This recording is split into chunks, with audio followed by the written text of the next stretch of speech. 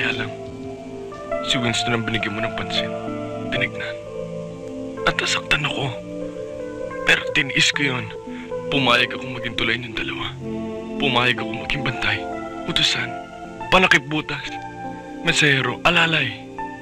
Dahil ayoko mawala sa akin ang pagkakataong makasama ka palagi. Ang makita at makausap ka araw-araw.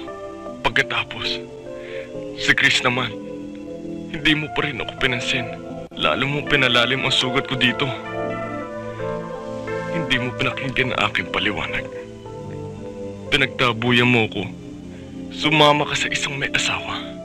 Sinaktan mo na naman ako. Sinugatan mo na naman ako. Panay ang tanong ko sa aking sarili. Ang sabi ko, bakit ko ba ipinupukpok ang aking ulo sa pader nang dahil kay Eva? Bakit ba ako nagpapaalipin ng dahil kay Eva? Bakit ko ba pinapabayaan ang aking sarili na maging busabos ng dahil kay Eva? Bakit ba ako umiibig kay Eva? Eva, pansinin mo naman ako. Pakinggan mo naman ako. Tignan mo naman ako. Dahil mahal kita. Kailangan kita. Huwag mo akong paiyakin. Nahihiya ako sa'yo, Dom. Ayokong ng isang katulad mo. Wala kang pagkukulang sa akin.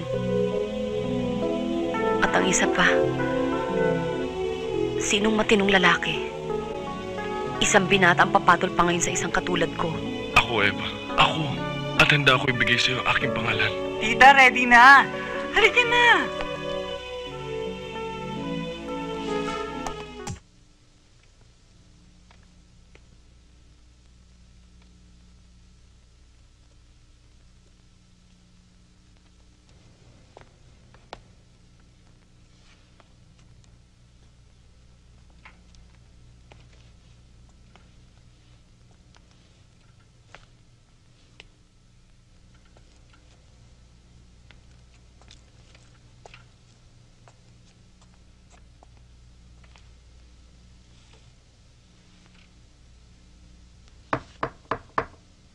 Rosa?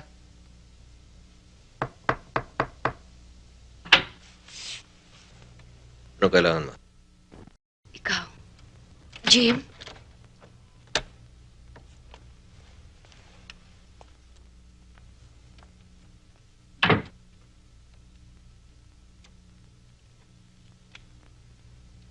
Jim. Matagal nang patay si Miding. Nung buhay siya, alam kong minahal mo rin ako. Kung hindi magiging tao si Sandra. Ngayong wala na siya, bakit mo ako pinarurusahan?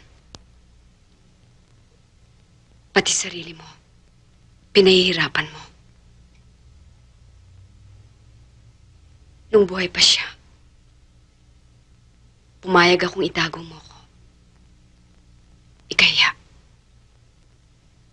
Pero ngayong wala na siya, dapat lang na ipaglaban ko ang aking pag-ibig.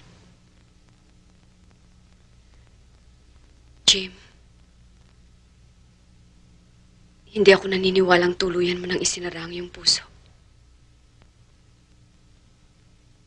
Buksan mo, Jim. Buksan mo ulit.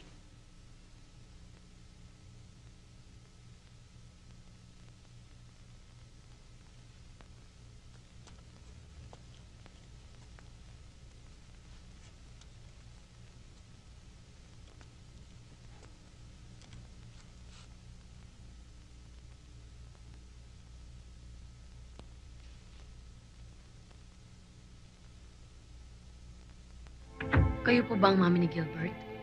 Tama. Mrs. Gracia Cariaga. Inday. Kung gusto nilang hintayin si Gilbert, dito ka na muna. Huwag ka na munang umalis. Samahan mo sila, ha? Excuse me, Clarissa, Mrs. Cariaga. Diyan ka lang. Huwag mo akong talikuran. Ikaw ang gusto kong makaharap. Alam ko na. Alam ko ng mga eksenang ganito eh. Kumita ng mga dramang ganito sa TV at sa pelikula. Si Gilbert ang pagsabihan niya, wag ako. Iisa lang ho masasabi ko. Mahal kong anak ninyo at hindi na yung mababago. Kung talagang mahal mo si Gilbert, hiwalayan mo siya. Bigyan mo siya ng pagkakataong makatagpo ng isang disenteng babaeng babagay sa kanya. Baka naman alokin niyo pa ako ng cheque sa oras na to. Sa anak niyo na lang ho ibigay. Total siya nang gumagasta dito eh. Napakabastos mo talaga, no? Kinakausap ka ng seryoso ng mami. Kung ano-anong kalokohan lang lumalabas yan sa bunganga mo. Bahay ko to. Sasabihin ko kung anong gusto kong sabihin. Kayong mag-ingat sa inyong pananalita. Dahil sasamain kayo kapag hindi maganda ang tabas ng dila. Putulin mo ng relasyon mo kay Gilbert. Ano magiging kinabukasan yung dalawa? Ano ang kinabukasan ng aking anak sa'yo? Eh sa inyo, anong magiging bukas ng inyong si Gilbert? Ha? Ang itulak ninyo kahit na sinong babaeng mahalin niya? Hindi ako Mrs. Carriaga. Kapag akong inape, patawarin ako ng Diyos, mapapatay ako. Pero hindi akong tipong Magkano ba ang nagastos mo sa aking anak? Dodoblein ko yung babayad ko sa'yo. Kwarta lang naman ang habol mo sa kanya. Diba? Palayain mo si Gilbert. Hudida ka. Tulad ng unang girlfriend ni Gilbert na pinapatay ninyo. Buntis ako. Si Gilbert ang ama ng dinadala ko. At maligaya kami. Mang-aagaw! Magkano ba ang gusto mong tanggapin? Para lang layuan mo si Gilbert! Sa mga lalaki lang ako may presyo. Noong hindi pa ako humihingi ng tawad sa Diyos. Noong sinusustentohan ko pa si Gilbert. Pinatigil niya na ako eh. Kahit na raw magdildil kami ng asin. Importante raw na maisilang ang bata sa gitna ng kalinisan at pagmamahalan. Maliwanag ba ang lahat sa'yo, Clarissa? At lalo nang hindi ako nagpapabayad sa mga biyanang hilaw. Tena, nagkamali tayo ng taong pinuntahan. Mahirap nang umintindi ng katuwiran ang mga taong gutom sa salapi. Tama, mami. Nangangarap kasing makasilo ng doktor eh. Hindi nga tayo dapat magtagal dito. Unti-unti ko nararamdaman ang mga mikrobyong gumagapang sa aking katawan. Tena,